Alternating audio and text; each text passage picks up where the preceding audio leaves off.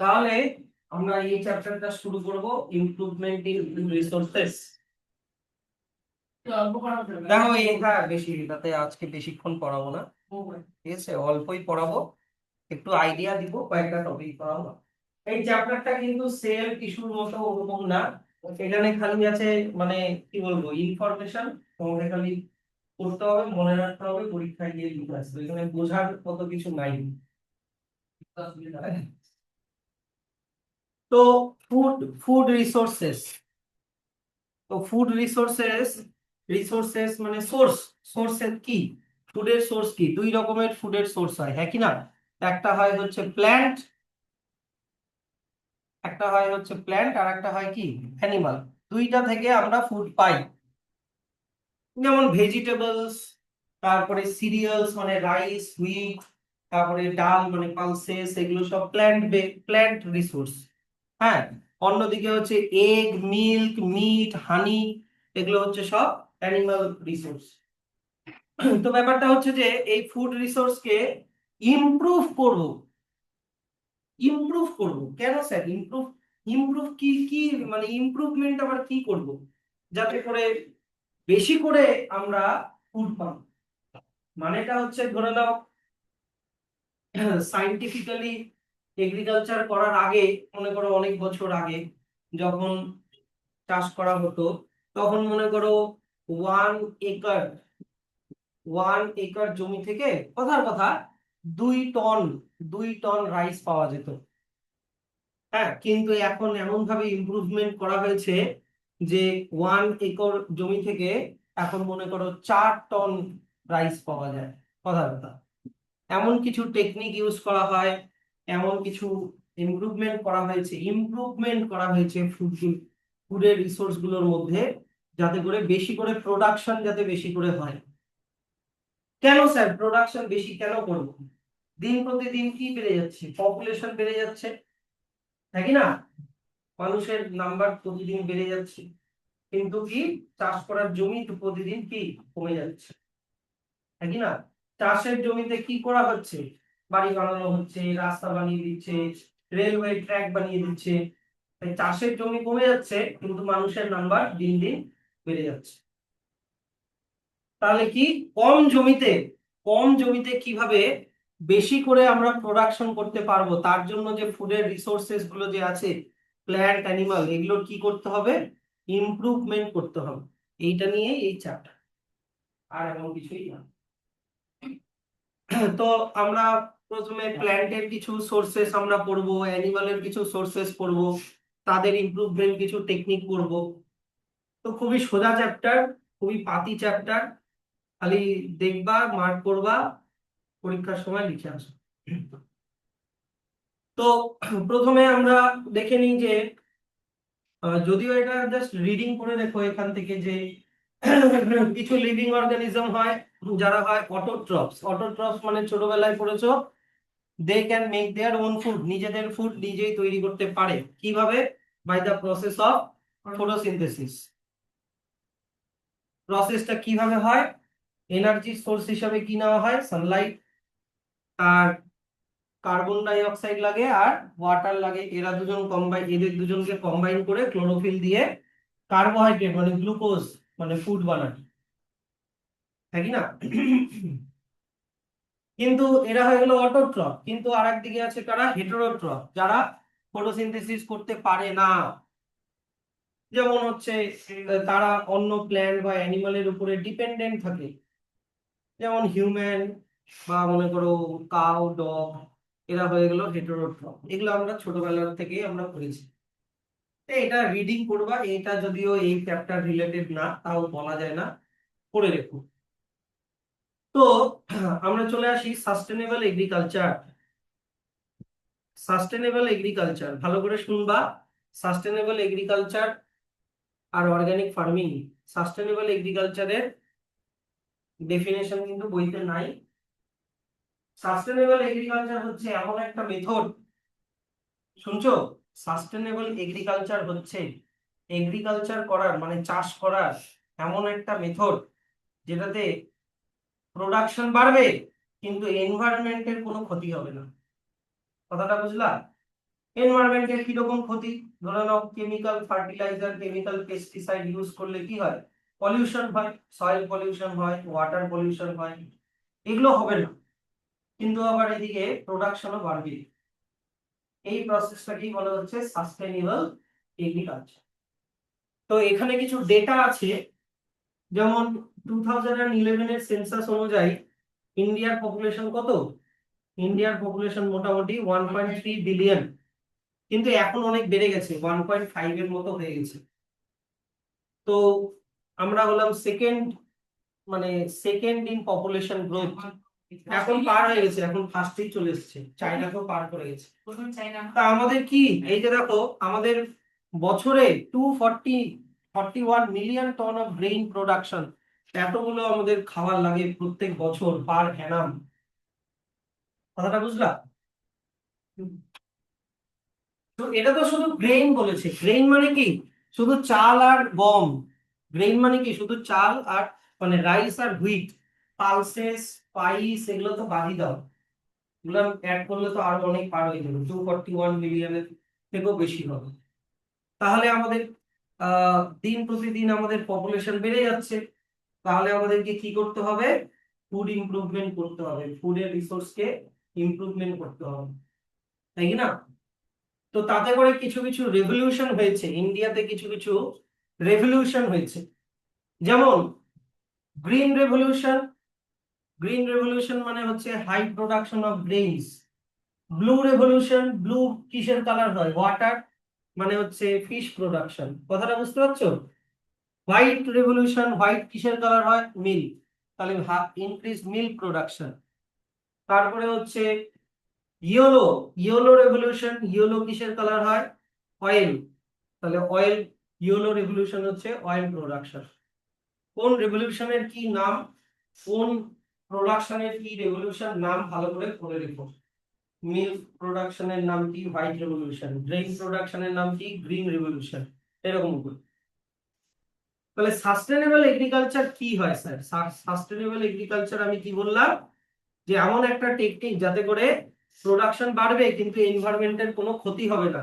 এই যে দেখো, sustainable agriculture can be defined as the adoption of various farming and production management techniques to maximize agricultural yield. এটা হচ্ছে sustainable এগ্রিকালচারের definition, যে প্রোডাকশনকে বাড়ানোর জন্য যে যে টেকনিক, যে যে মেথড গুলোকে আমরা অ্যাপ্লাই করি সেটাকে বলে সাস্টেনেবল এগ্রিকালচার। তো স্যার এর মধ্যে কি, এটা দিয়ে আমাদের কি কি হবে, এই যে দেখো, এক নাম্বার কি হবে, এক নাম্বার হবে হচ্ছে কনজার্ভিং ন্যাচারাল রিসোর্স, আমরা নেচারের কোনো ক্ষতি করব না, নেচারের যে রিসোর্স গুলো ওগুলোর কনজার্ভ করব। দুই নাম্বার কি, এনভায়রনমেন্টাল ব্যালেন্স কে মেনটেন করব। তিন নাম্বার কি, হিউম্যান, হিউম্যানের যে নিড আছে, কথাটা বোঝো, মানুষের চাহিদা, হিউম্যান নিড মানে কি, মানুষের চাহিদা, মানুষের চাহিদা দিন প্রতিদিন কমছে না বাড়ছে, বাড়ছে। তো সেই অনুযায়ী কোপিং করা মানে কি, অ্যাডজাস্ট করা, যে মেথডটাকে পাল্টাতে হবে। আগে 10 বছর আগে যেভাবে ফার্মিং করা হতো, তখন যেভাবে যত পপুলেশন ছিল, এখন পপুলেশন অনেক বেড়ে গেছে, তাহলে নিশ্চয়ই ফার্মিং এর প্রসেসটা পাল্টাতে হবে। তো কোপিং করা মানে কি, পাল্টানো, পাল্টে নেওয়া, coping with changing human needs, hence to assure sustained livelihood of Indian farmer and related persons it is necessary to adopt sustainable agricultural practices. তো যাই হোক, এত অবধি মার্ক করো। তো সাস্টেনেবল এগ্রিকালচারের মধ্যে কি কি পড়ে, এই যে এখান থেকে মার্ক করো। সাস্টেনেবল এগ্রিকালচারের মধ্যে পড়ে হচ্ছে মিক্সড ফার্মিং, আমরা পরে পড়বো, ক্রপ রোটেশন পরে পড়বো, ইন্টারক্রপিং পরে পড়বো, integrated farming or integrated agriculture এটা এখনই পড়বো। এগুলো হচ্ছে সাস্টেনেবল এগ্রিকালচারের ভেরিয়াস মেথড। এগুলো যদি না বুঝতে পারো কোনো ব্যাপার না, এগুলো পরে ডিটেলসে আছে, mixed farming, crop rotation, intercropping, এগুলো সব পরে আছে। তো সবার আগে দেখে নিই, এই যে ইন্টিগ্রেটেড এগ্রিকালচার মানে কি, ইন্টিগ্রেটেড এগ্রিকালচার এই যে এখান থেকে বলো, ধান কিরকম জমিতে হয়, ধান যে জমিতে হয় সেই জমিতে জল বেশি থাকে, দেখেছো তো? জমা জলের মধ্যে ধান গাছ লাগানো হয়। আর গম কিরকম জমিতে হয়? শুকনা জমিতে হয়। তো ধান যে জমিতে হয় জমা জলের মধ্যে, সেখানে ধান গাছের সাথে ওই জলের মধ্যে যদি মাছ লাগিয়ে দেওয়া হয়, মাছ ছেড়ে দেওয়া হয়, তাহলে একসাথে ধানও হবে আবার একসাথে ফিশও হবে। তাহলে ওটাকে বলে ইন্টিগ্রেটেড এগ্রিকালচার, একসাথে অনেকগুলো কালচার করা হয়। এই যে যেমন দেখো এই ছবিটা, হ্যাঁ এই যে দেখো ধানের জমিতে এই যে দেখো মাছেরও কালচার হচ্ছে। তাহলে ইন্টিগ্রেটেড মানে কি একসাথে দুটা। তারপরে মনে করো পোল্ট্রি ফার্ম। পোল্ট্রি ফার্মে ধরো না এরকম একটা ঘর আছে, লাইট জ্বালানো আছে, বাল্ব, এই উপরের দিকে শেলফ আছে, এই সব জায়গায় শেলফ আছে, গোটাটা জুড়ে এরকম শেলফ আছে। ওই শেলফের মধ্যে মনে করো মুরগিগুলো রাখা আছে, ঠিক আছে? এবার শেলফের নিচটা হচ্ছে ফুটো আছে, ওই ফুটোগুলো দিয়ে মুরগির পটিগুলো পড়ছে, আর নিচে আছে একটা ড্রেনের মতো, ড্রেনের মধ্যে মাছ আছে। তাহলে বুঝতে পারবে না? তাহলে মুরগি যে পটিগুলো পড়ছে, পটিগুলো খাচ্ছে হচ্ছে মাছগুলো। তাহলে খাবার একবারই দিতে হবে, খালি মুরগিটাকে খাবার দাও, মাছগুলোকে খাবার দিতে হবে না। মুরগিগুলো ওই খাবার খেয়ে, মুরগিগুলো ওই খাবার খেয়ে যে পটিটা মধ্যে পটিগুলো খাচ্ছে মাছ। তার মানে একবার খাবার, একটা খাবার আগে খাচ্ছে তাহলে একই সাথে কি হচ্ছে, মুরগিও চাষ হচ্ছে আবার একদিকে মাছও চাষ হচ্ছে। ইন্টিগ্রেটেড ফিশ কালচার মানে ইন্টিগ্রেটেড এগ্রিকালচার। তো এখানে অনেক এক্সাম্পল আছে, যেমন দেখো একসাথে অনেক কিছুই করা যায়। পিসি কালচার মানে হচ্ছে fish culture, aqua culture, apiculture মানে বি, তারপরে সেরিকালচার মানে সিল্ক, তারপরে পোল্ট্রি ফার্মিং, পিগারি মানে পিগ, তারপরে লাইভ স্টক প্রোডাকশন মানে কাউ, বাফেলো, এগুলো। হ্যাঁ পিগের মাংস অনেক জায়গায় খায়। তো স্যার এই সাস্টেনেবল এগ্রিকালচারের অ্যাডভান্টেজ গুলো কি কি? সাস্টেনেবল এগ্রিকালচারের কি পড়বো এবার? অ্যাডভান্টেজ দেখে নাও, পয়েন্ট হেডিং গুলো ভালো করে দেখবে। অ্যাডভান্টেজ গুলো কি কি? যে যে আমরা হচ্ছে যে ন্যাচারাল যে বায়োলজিক্যাল সাইকেল হয় সেটার ইন্টিগ্রেশন করছি, সেটাকে আমরা কনজার্ভ করছি। ন্যাচারাল বায়োলজিক্যাল সাইকেল মানে কি? যেমন ধরো একটা জমিতে আমরা যদি গাছ লাগাই, তাহলে ওই মাটির থেকে নিউট্রিয়েন্টস নিয়ে নিবে, তাই কি না? গাছগুলো মাটির থেকে নিউট্রিয়েন্টস নিয়ে নিবে, তাহলে মাটির মধ্যে নিউট্রিয়েন্টস কমে যাবে। তাহলে এমন কোনো প্রসেস করতে হবে যাতে মাটির থেকে নিউট্রিয়েন্টস নিয়ে নিলেও ওই প্রসেসে মাটির মধ্যে ওই নিউট্রিয়েন্টসটা আবার চলে আসবে। কথাটা বুঝলা? যেমন ধরো গরুর গোবর গুলোকে দিয়ে দিল মাটির মধ্যে, তাহলে মাটির ফার্টিলিটিটা কখনো কমে যাবে না। তাহলে এটা হচ্ছে এই যে বায়োলজিক্যাল সাইকেল, মানে কমে গেল আবার ফিরিয়ে দেওয়া, আবার কমে গেল আবার ফিরিয়ে দেওয়া, এটাকে বলে বায়োলজিক্যাল সাইকেল। 2 নাম্বার কি? 2 নাম্বার হচ্ছে সয়েলের ফার্টিলিটিটা বারবার রিনিউ হবে, কোনোদিনও কমে যাবে না। 3 নাম্বার কি? যে management and use of farm resources কে অপটিমাইজ করা। অপটিমাইজ কথাটার মানে কি বলো? অপটিমাইজ কথাটার মানে হচ্ছে ফুললি ইউটিলাইজ করা, কোনো কিছু যাতে নষ্ট না হয়, কোনো কিছু যাতে ওয়েস্টেজ না হয়। সাস্টেনেবল ধরে নাও গরু কে খাওয়ালাম, গরুর থেকে মিল্ক নিলাম, তারপরে গরু যে বডিটা করলো, গরুর যে গোবরটা, ওই গোবরটা নষ্টই করে দিলাম, গোবরটার কোনো ইউজই করলাম না। ওটা কি ঠিক হবে? না। ওই গোবর দিয়ে আমরা ফুয়েল বানাতে পারি, যে গোবরের ঘুঁটা হয়, যেটা দিয়ে উনান জ্বালানো যায়। তারপরে হচ্ছে ওই গোবর দিয়ে আমরা ফার্টিলাইজার বানাতে পারি, ওটা আবার মাটিতে দিতে পারি, তাই কি না? তো সাস্টেনেবল এগ্রিকালচার কি এনশিওর করে? Optimise management and use of farm resources, মানে ফুললি ইউজ করা সবকিছুকে। নেক্সট কি? নন রিনিউয়েবল রিসোর্স গুলো ইউজ গুলো কমিয়ে দেওয়া। নন রিনিউয়েবল রিসোর্স যেমন ধরো প্লাস্টিক, তারপরে কেমিক্যাল ফার্টিলাইজার, কেমিক্যাল পেস্টিসাইড, এগুলোকে বেশি ইউজ করব না। নেক্সট কি? এটা হচ্ছে সাস্টেনেবল এগ্রিকালচার করলে adequate and dependable form of income আসতে থাকে বছরের পর বছর, ইনকাম কোনোদিনও কমবে না বা লস হওয়ার চান্সেস কম থাকে। বুঝতে পারলা জিনিসটা? নেক্সট কি, সাস্টেনেবল এগ্রিকালচার করলে এই যে ফ্যামিলি ফার্মিং কে এনকারেজ করা হয়। ফ্যামিলি ফার্মিং, আজকালকার দিনের ফার্মাররা নিজের ছেলেকে আর ফার্মার বানাতে চায় না, তাই না? বলে যে তুই ফার্মার হবি না, তুই পড়াশোনা করে একটা চাকরি পা বা অন্য কোনো বিজনেস কর, তুই ফার্মার হোস না। জায়গা জমি বেচে দিয়ে চাকরি করার জন্য পড়াশোনা করাচ্ছে, করে চাকরি নেওয়াচ্ছে বা অন্য কোনো কাজে ঢুকিয়ে দিচ্ছে, ফার্মার হতে দিচ্ছে না। কেন? কারণ ফার্মিং এ এখন অনেক মানে লস হচ্ছে, তাই কি না? যেই দামে সিড কিনছে, যেই দামে পেস্টিসাইড, যেই দামে ফার্টিলাইজার কিনছে, তার সেই মতো লাভ রেখে বিক্রি করতে পারছে না। তার মধ্যে মাঝে মাঝে এই যে কি তোমার সিজন চেঞ্জ হয়ে যাওয়ার জন্য বৃষ্টি হচ্ছে না, তো হচ্ছেই না। আবার বৃষ্টি হলে এমন বৃষ্টি হচ্ছে যে কি হয়ে যাচ্ছে, ফ্লাড হয়ে যাচ্ছে, বন্যা হয়ে যাচ্ছে, তাহলে অনেক লস হয়ে গেল। কিন্তু সাস্টেনেবল, সবাই যদি সাস্টেনেবল এগ্রিকালচার করে, তাহলে পলিউশনও হবে না, ফ্লাডও হবে না, সিজনাল চেঞ্জও হবে না, তাই কি না? তাহলে ফ্যামিলি ফার্মিং কে এনকারেজ করা হবে। তোমরা জানো ফার্মিং এ এমনও হয় কোটি কোটি টাকা মানে আছে এরকম ফার্মার, বাড়িঘর দেখে বুঝতেই পারবা না। গ্রামের সাইডে বাড়িঘর দেখে বুঝতেই পারবা না, মাটির বাড়ি বা এমনি টিনের বাড়ি, কোটি টাকা। ফার্মার 20-25 বিঘা বা 100 বিঘা জমি আছে, যায় ও মনে করো 1 বিঘা জমিও চাষ করে, বাকি ওগুলো মনে করো অন্য ফার্মারকে দিয়ে চাষ করায়। হ্যাঁ, মনে করো 5-6 লাখ টাকার সিড কিনে সব ইনভেস্ট করলো, বিক্রি করলো মনে করো 12 লাখ 15 লাখ টাকায়। তাহলে 1 বছরে, কথাটা বুঝুন। তো ইন্ডিয়া হচ্ছে এগ্রিকালচারাল বেসড কান্ট্রি, এগ্রিকালচারের থেকে বড় কোনো মানে বিজনেস ইন্ডিয়াতে নাই।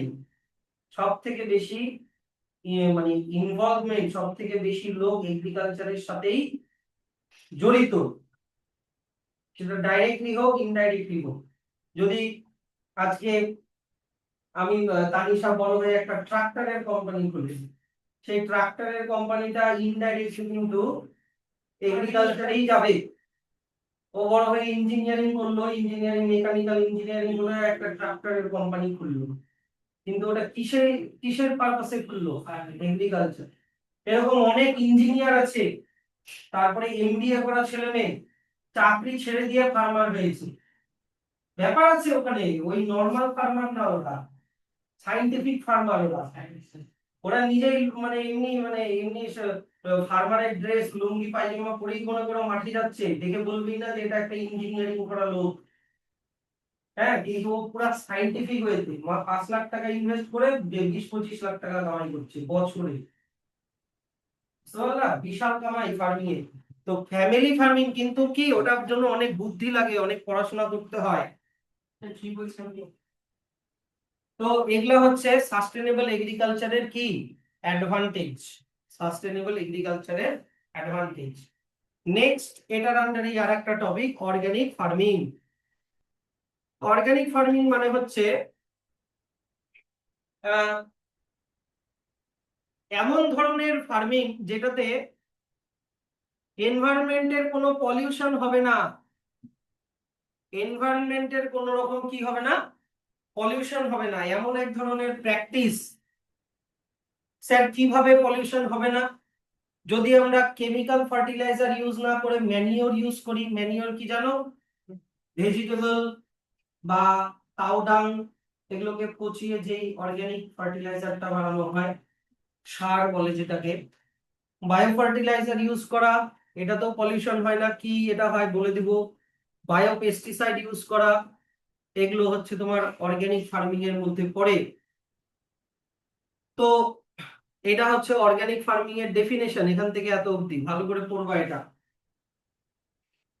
অর্গানিক ফার্মিং এ এই যে দেখো, কোন রকমের কেমিক্যাল ফার্টিলাইজার, পেস্টিসাইড, হার্বিসাইড এগুলোর ইউজ করা হয় না। সেই জন্য এখানে কোনো টক্সিসিটি, কোনো রকমের টক্সিক কেমিক্যাল ইউজ হয় না। তার জন্য কোনো রকম পলিউশনও হয় না, সয়েল পলিউশন হয় না, ক্রপ প্ল্যান্ট গুলো হেলদি থাকে, ওয়াটারের পলিউশন হয় না, এয়ার পলিউশন হয় না। এগুলো হচ্ছে অর্গানিক ফার্মিং এর অ্যাডভান্টেজ। বুঝতে পারছো? তো স্যার এখন যে তুমি একটু আগে বললা বায়ো ফার্টিলাইজার, এটা জিনিসটা হয় কি? এইদিকে দেখো, সবাই এইদিকে দেখো। বায়ো, বায়ো মানে হচ্ছে, বায়ো মানে হচ্ছে লিভিং, লিভিং। বায়ো মানে কি বললাম? Living, living fertiliser. ও বাবা, ফার্টিলাইজার আবার লিভিং হয় নাকি? হ্যাঁ, তোমরা ছোটবেলায় পড়ছিলে রাইজোবিয়াম, এক ধরনের ব্যাকটেরিয়া যেটা নাইট্রোজেনকে ফিক্স করে মাটিতে, আর মাটি তাহলে মাটির কে ফার্টাইল করে দিচ্ছে, তাহলে কি ও ফার্টিলাইজার হলো। আর ব্যাকটেরিয়াটা কি লিভিং না নন লিভিং? লিভিং।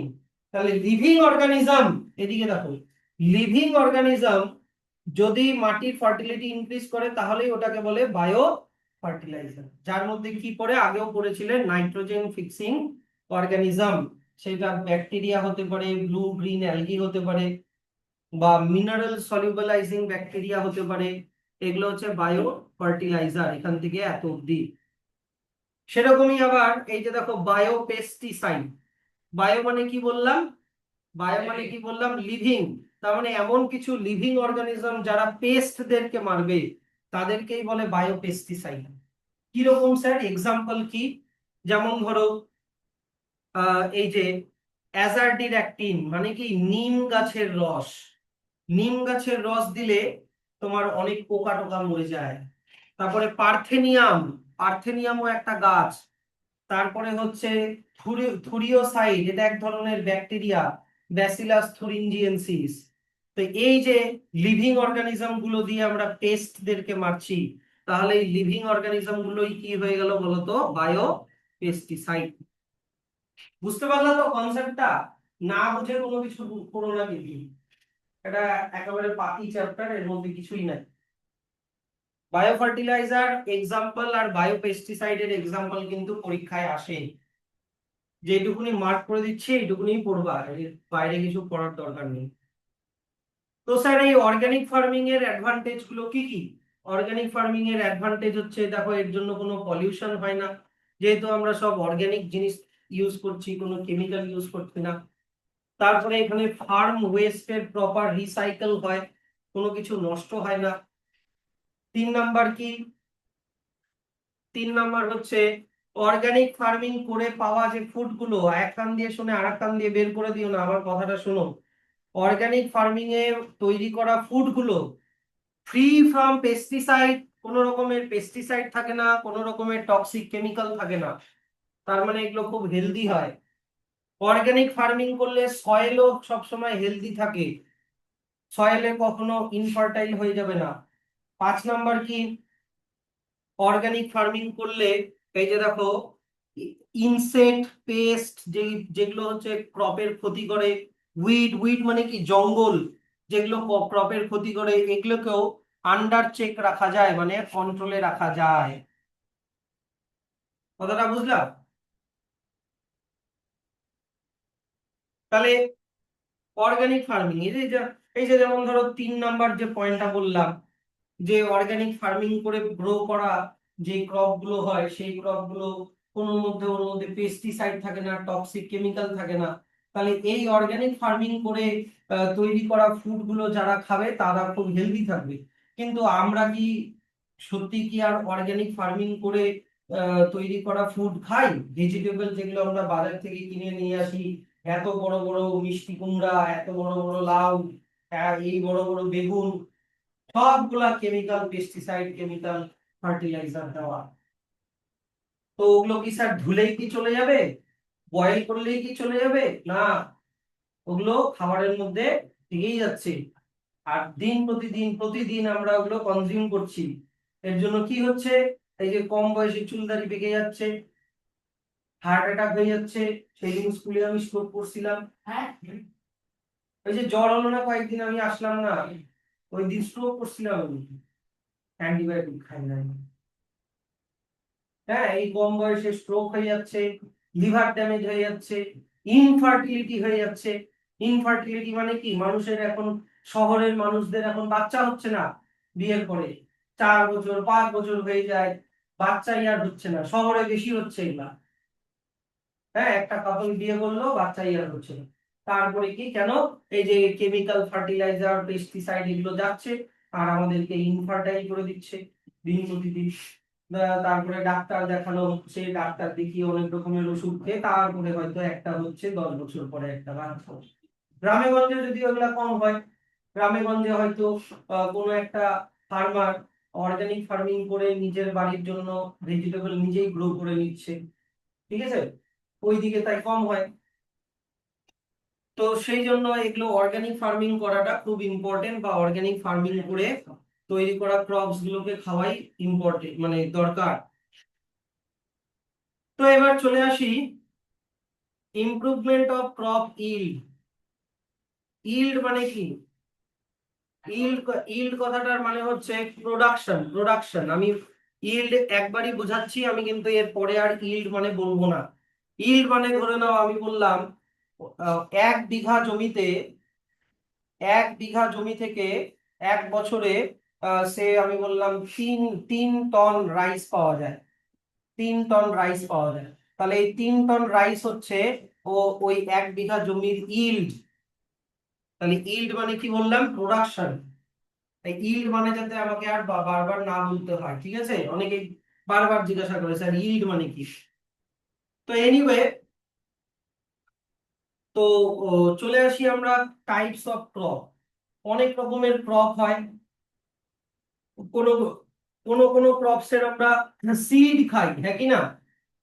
কোন কোন ক্রপসের আমরা সিড খাই, যেমন কি সিরিয়াল। সিরিয়ালের মধ্যে কি কি পড়বে? রাইস, মেইজ, বার্লি, সরগম, হুইট, এগুলোর কি খাই আমরা? সিড খাই। সিরিয়াল মানে কি বলো? সিরিয়াল মানে কি? দানা, দানা, যেটা আমরা বেশিরভাগই গোটা খাই আর বেশি করে খাই। দিনে অন্তত 2 বেলা গোটা দানা যেগুলো আমরা খাই। ভাত, ভাত কি থেকে আসে? রাইস। তো ওটা গোটা খাই, তাই না? আর ওটা কি কম খাই নাকি বেশি খাই? বেশি করে খাই। তো যেটা গোটা গোটা খাই বেশিরভাগ, আর যেগুলা দানা আমরা খাই বেশি করে, সেগুলাকে বলে সিরিয়াল। চাল, ভাত, তারপরে গম, এগুলো। পালসেস, পালসেস মানে কি? ডাল। তো কোন কোন ডাল আমরা খাই এক্সাম্পল দেওয়া আছে। তো ডাল কি গাছের কোন পার্ট? স্টেম না ফ্লাওয়ার না সিড না কি বলো? স্টেম। ডাল স্টেম, গাছের স্টেম হয়। ডালের কোন পার্টটা খাই? মসুরের ডাল, ছোলার ডাল যে খাও ডাল, ওগুলা কি? ওগুলা সিড রে গাধা, সিড। এই যে সিডের আন্ডারে 1 নম্বরের আন্ডারে এ বি সি চলছে, ওগুলা সব সিড হয়। কি রে ভাই, এ কোথায় থাকি? তারপরে অয়েল সিড, যেমন সরষার তেল। তো সরষার কোথা থেকে তেলটা বের করা হয়? সিড থেকে। সানফ্লাওয়ার বলো, তারপরে হচ্ছে কটন সিড অয়েল বলো, নাইজার মানে রামতিল বলো, সয়াবিন তেল বলো, মাস্টার্ড বলো, সব এগুলা অয়েল সিড, যেগুলো থেকে আমরা অয়েল এক্সট্রাক্ট করি। নাম কি? মানে সয়াবিনের সিড দিয়ে তেল বেরোয়, হ্যাঁ। চিকেন পি মানে কি? চিকেন পি এক ধরনের ডাল। চিকেন পি হয়, তারপরে হচ্ছে কাউপি হয়। এই যে দেখো কাউপি, এগুলোর বাংলা মানেগুলো তোমরা ইন্টারনেটে পেয়ে যাবা। কোনোটা মুসুরের ডাল, কোনোটা খেসারির ডাল, কোনোটা কলাইয়ের ডাল। শুনছো এই ডালগুলোর নাম? খেসারির ডাল, কলাইয়ের ডাল, মুসুরের ডাল, মুগ ডাল। হ্যাঁ, ওগুলো শুনোনি? তোমরা কি করে? অড়হরের ডাল। তো এক একটা ডালের ইংলিশে এক এক রকম নাম আছে, কারণ কি? কারণ এই ডালগুলো এক একটা পার্টিকুলার অ্যানিমালকে খাওয়ানো হয়।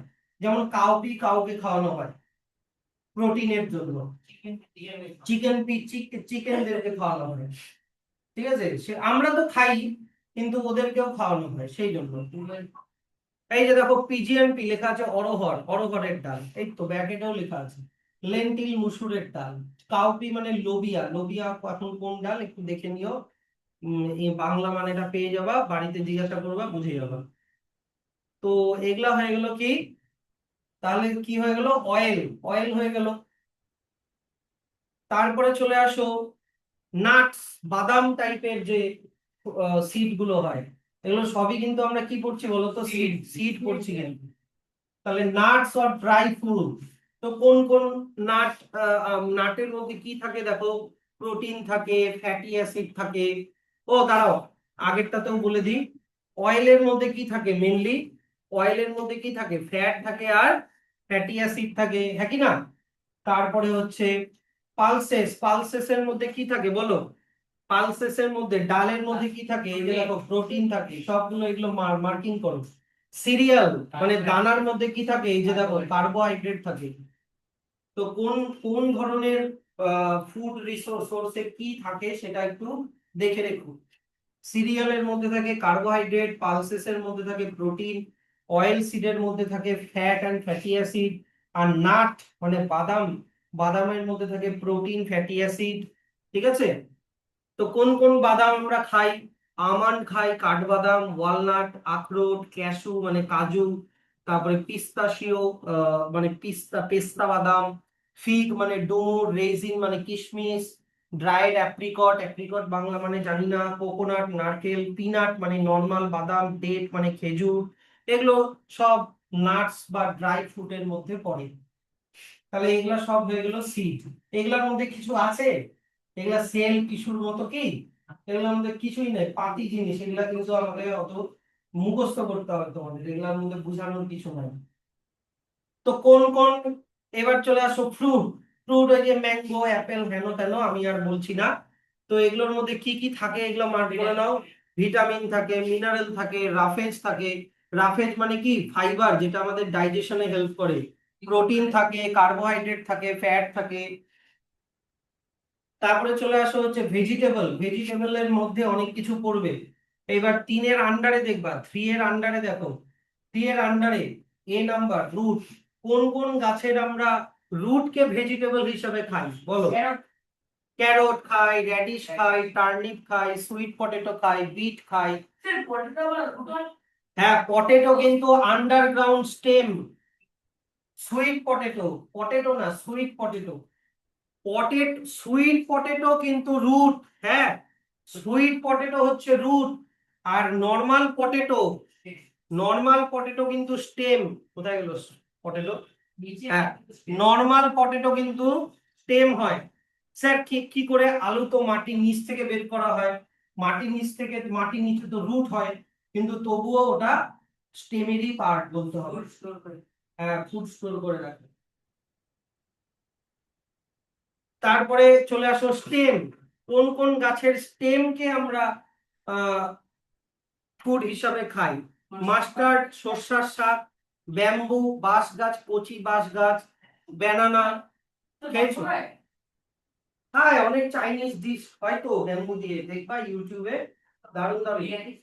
আমাদের ইন্ডিয়াতে এই সব জায়গায় চলে না, নর্থ ইস্ট ইন্ডিয়াতে চলে, মেঘালয় ওই সব সাইডে চলে ব্যাম্বু, ব্যাম্বু মানে বাঁশের, বাঁশের তরকারি। সেই লাগে খেতে, একদম কচি বাঁশ। ওটা অন্য টাইপের বাঁশ, এই বাঁশগুলা না, হ্যাঁ অন্য টাইপের বাঁশ। হ্যাঁ, এই যে দেখো, সুগার কেন হবে, সুগার কেনেরও আমরা স্টেমটাই খাই। ওখান থেকে যে জুসটা হয় তো এটাকে বলে কেন জুস, যেটা দিয়ে সুগার বানানো হয়, জাগেরি মানে হচ্ছে গুড়, গুড় গুড় বানানো হয়। তারপরে চলে আসো কোন কোন গাছের আমরা লিফকে ভেজিটেবল হিসাবে খাই বলো?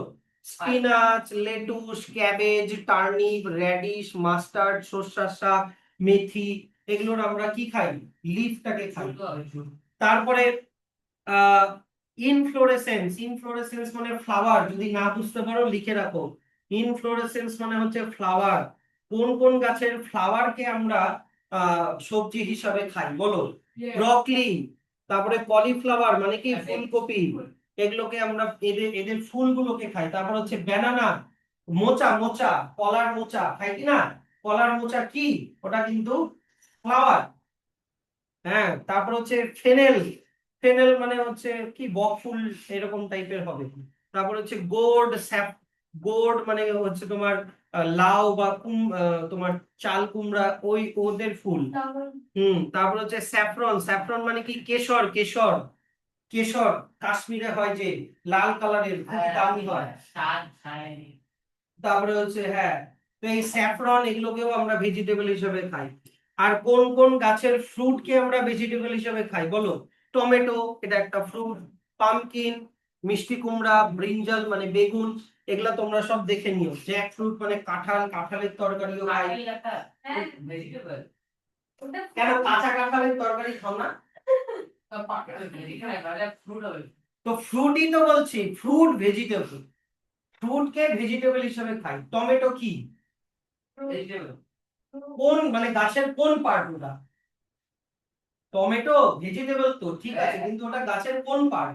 তাহলে কি রে ভাই, এটা কি রে? তাহলে ভেজিটেবল হয়ে গেল। এবার চলে আসো হচ্ছে স্পাইসেস মানে মশলা। মশলা আশা করি আমাকে বেশি বলতে হবে না, তো এগুলা তোমরা নিজেরাই পড়ে নিবা।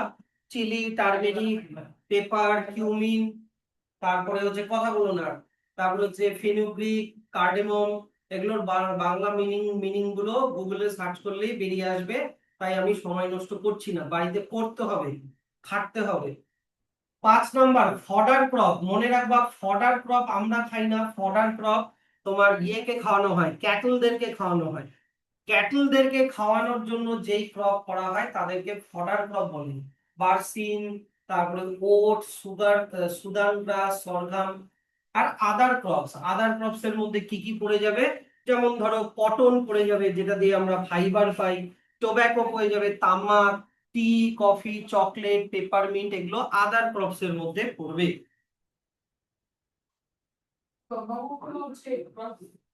না, ওটা মাটি। অদ্ভুত কথা। না দাঁড়া, ওদের সাথে বলে দিচ্ছি। তো এবার চলে আসো ক্রপ সিজনস। ক্রপ সিজনস এ আসার আগে আমরা দেখে নিই ফটো পিরিয়ড মানে কি। ফটো পিরিয়ড কথাটা মন দিয়ে শুনবা। ফটো পিরিয়ড মানে হচ্ছে দিনে যতক্ষণ সূর্যের আলো থাকে, কি বললাম?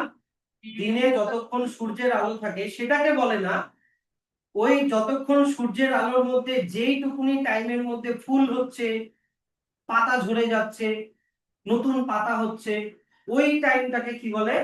Photo period. কথার কথা ধরে নাও সামারের টাইমে একটু তাড়াতাড়ি সূর্য ওঠে, ধরো 5:30-6টার সময় সানরাইজ হয়, আর অনেক দেরি করে সানসেট হয়, যেমন ধরো 5:30-6টার সময় সানসেট। কিন্তু ধরে নাও ফুলগুলো ফুটছে 7টা থেকে 12টার মধ্যে, কথাটা বুঝলা? তো 7টা থেকে 12টা হচ্ছে ওই গাছটার ফটো পিরিয়ড। তাহলে ফটো পিরিয়ড মানে কি বললাম? Duration of sunlight that influences flowering, ফুল ফোটা, লিফ ফল, পাতা ঝরে যাওয়া, নিউ ফলিয়েজ, নতুন পাতা হওয়া, স্টোরেজ অর্গানস, নতুন করে ফুড স্টোর করা, এন্ড গ্রোথ। এই টাইমটাকে ফটো পিরিয়ড বলে। ফটো পিরিয়ড মানে যখন সূর্য উঠলো থেকে শুরু করে যখন সূর্য সানসেট হলো সেইটা না, কিন্তু দিনের যেই টাইমে যেই গাছের ফ্লাওয়ার হচ্ছে, পাতা ঝরে যাচ্ছে, ওই টাইমটাকে ফটো পিরিয়ড বলে। সব গাছের আলাদা আলাদা, অবশ্যই আলাদা আলাদা, সব গাছের আলাদা আলাদা, গাছের ফটো পিরিয়ড আলাদা আলাদা। তো এই ফটো পিরিয়ড বা ইয়ের উপরে ডিপেন্ড করে তোমরা ছোটবেলায় পড়েছো এগুলা, আমি এগুলা বেশি বলবো না। 2টা সিজন হয়, একটা হয় খারিফ সিজন আর একটা কি হয় রবি সিজন। খারিফ ক্রপ আর রবি ক্রপ মনে আছে? এইদিকে দেখো, তাহলে খারিফ ক্রপ হচ্ছে তোমার রেইনি সিজন বা সামার সিজন বলে, যেটা মোটামুটি কি জুন থেকে অক্টোবর মাস পর্যন্ত। আর এই সময় যে ক্রপ গুলো হয় তাদেরকে খারিফ সিজন ক্রপ বলে। এক্সাম্পল কি প্যাডি মানে ধান, সয়াবিন, পিজিয়ান পি, তারপর হচ্ছে গ্রিন গ্রাম মানে মুগ ডাল, ব্ল্যাক গ্রাম, এগুলো দেখে নিও। বাকি সব এক্সাম্পল গুলো দেখে নিও। এখান থেকে এত অব্দি মোট কথা রেইনি সিজন বা সামার সিজনে হবে জুন থেকে অক্টোবরের মধ্যে। ঠিক আছে? এক্সাম্পল কিন্তু বেশি ইম্পর্টেন্ট। আমি কিন্তু এক্সাম্পল তোমরা ছোটবেলার থেকে এগুলো পড়ছো, এমন কোন এক্সাম আছে যেখানে এই এই ধরনের চ্যাপ্টার থাকলে খারিফ ক্রপ আর রবি ক্রপ দেয়নি? দিবেই, খারিফ ক্রপ আর রবি ক্রপ দিবে, থাকি না? তাহলে এটা বলার আর কিছু নেই। আর রবি রবি ক্রপ কোনটা? রবি ক্রপ হচ্ছে তোমার বলতে গেলে উইন্টার সিজন বলে। উইন্টার সিজনে যে ক্রপ গুলো হয় মানে মোটামুটি নভেম্বর থেকে এপ্রিলের মধ্যে, আর এই সময় যে ক্রপ গুলো হয় তাদেরকে রবি ক্রপ বলে।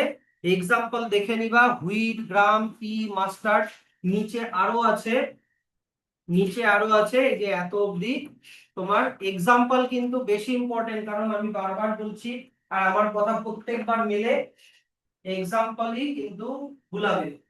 যেমন কেমিস্ট্রিতে বলছিলাম এই যে ইয়েগুলো কোলয়েডস গুলো বলেছিলাম না ভুলাবে, ওইটা কোনটা কোন ধরনের কোলয়েড। হ্যাঁ, তো এবার স্যার ছোটবেলায় তো আমরা খারিফ ক্রপ আর রবি ক্রপ পড়েছি, তো খারিফ ক্রপ হচ্ছে তোমার কোন মাস থেকে কোন মাস হলো, নভেম্বর থেকে জুন থেকে অক্টোবর, আর রবি ক্রপ হলো নভেম্বর থেকে এপ্রিল, তাই তো? আচ্ছা এবার দেখো, তাহলে হচ্ছে June June June July August September October, তাই তো? জুন থেকে অক্টোবর, তাই তো? তারপরে হয়ে গেল এইদিকে এইদিকে হয়ে গেল তোমার নভেম্বর, ও দাঁড়াও এক সেকেন্ড, তারপরে হয়ে গেল হচ্ছে কি বলতো নভেম্বর, নভেম্বর খারিফ ক্রপ হলো নভেম্বর, রবি ক্রপ হবে নভেম্বর থেকে এপ্রিল না, নভেম্বর, তারপরে হয়ে গেল তোমার ডিসেম্বর, জানুয়ারি, ফেব্রুয়ারি, মার্চ, এপ্রিল, তাই তো? নভেম্বর, ডিসেম্বর, জানুয়ারি, তাহলে এখানে জানুয়ারি, জানুয়ারি, ফেব্রুয়ারি, মার্চ, মার্চ,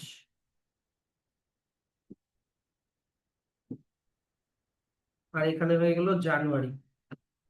তাহলে দেখো আমি এটা কেন করছি, জুন থেকে অক্টোবর কি কি হলো, এটা খারিফ ক্রপ, তাই তো? এটা হয়ে গেল kharif crop.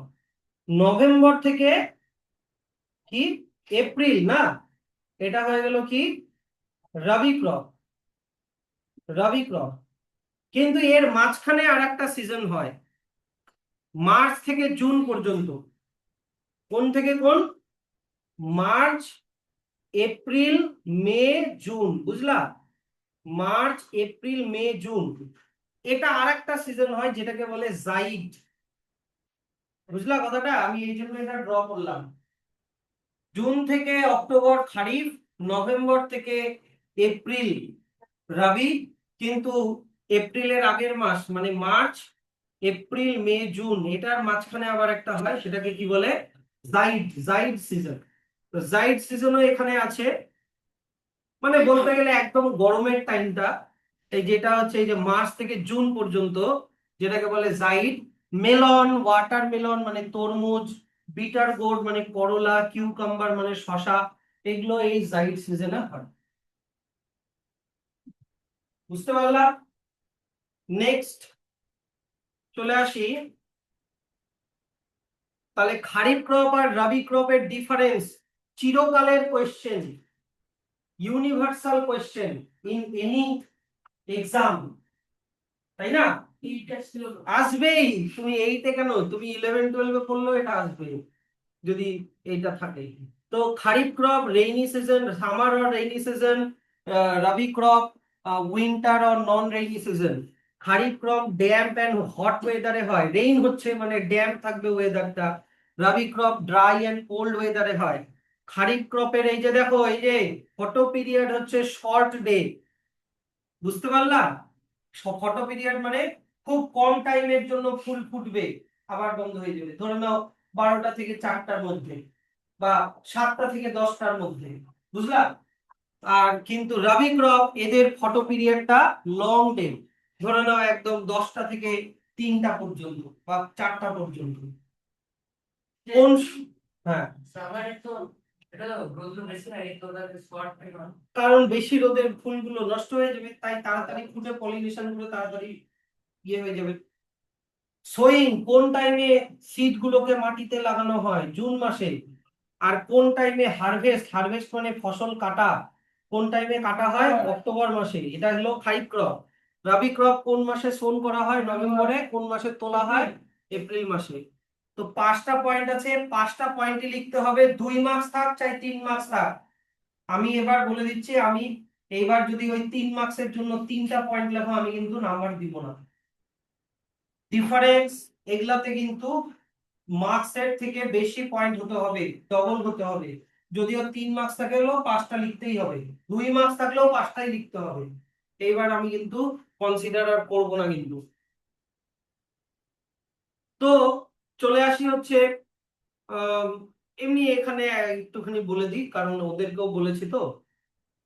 Improvement in yield, yield মানে কি বললাম, আমাকে যাতে আর রিপিট না করতে হয়। Production in a particular area of a field per year বা পার সিজন বলতে পারো। তো ইল্ড মানে প্রোডাকশনকে কিভাবে, এইদিকে দেখো, প্রোডাকশনকে কিভাবে ইমপ্রুভ করব। তো অনেক 3টা স্টেপ আছে: crop production management, crop variety improvement, আর crop protection management. Crop production management, এই যে ফার্স্ট টপিক, এইটাই মনে হয় 5-6 পেজ জুড়ে আছে, বিশাল বড় আছে ক্রপ প্রোডাকশন ম্যানেজমেন্ট। একবারে এই যে ক্রপ ভ্যারাইটি ইমপ্রুভমেন্ট মনে হয় 4-5টা পেজ পরে পাওয়া, অনেক বড় আছে। হ্যাঁ, ওটাতে চলে গেলাম। ক্রপ ভ্যারাইটি ইমপ্রুভমেন্ট এর আগে কোন বলবো, ক্রপ ভ্যারাইটি ইমপ্রুভমেন্ট হচ্ছে না আরো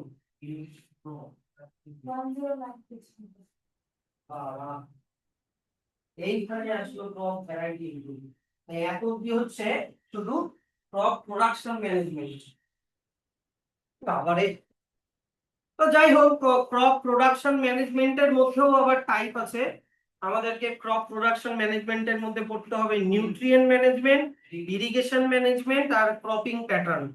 তো যাই হোক, এগুলো আমরা পরের দিন শুরু করবো। এই যে নিউট্রিয়েন্ট ম্যানেজমেন্ট পরের দিন শুরু করবো, ঠিক আছে? যাও।